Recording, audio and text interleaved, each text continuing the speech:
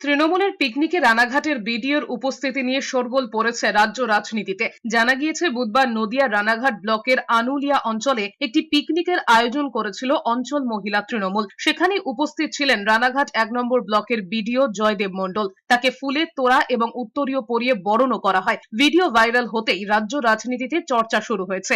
নিজের উপস্থিতির কথা স্বীকার করে বিডিও জয়দেব মণ্ডলের সাফাই, তিনি নাকি বুঝতেই পারেননি ওটা কোনো দলের অনুষ্ঠান। পঞ্চায়েত সমিতির সভাপতির সঙ্গে কাজ ছেড়ে ফিরছিলেন, তখন পঞ্চায়েত সমিতির সভাপতি তাকে নিয়ে গিয়েছিলেন অনুষ্ঠান বলে। ওখানে কোনো দলীয় পতাকা ছিল না বলে দাবি বিডিওর। রানাঘাটের বিজেপি সাংসদ জগন্নাথ সরকার বলেছেন, বিডিও শাসক দলের নেতাদের অর্থ লুটে সাহায্য করেন, এরা দলদাসে পরিণত হয়েছে, তাই এই ঘটনা। বললেন যে এখানে একটা পিকনিকের মতো হচ্ছে, চলুন একটু ঘুরে আসি। তো আমরা ওই জাস্ট একটুখানি গেছিলাম।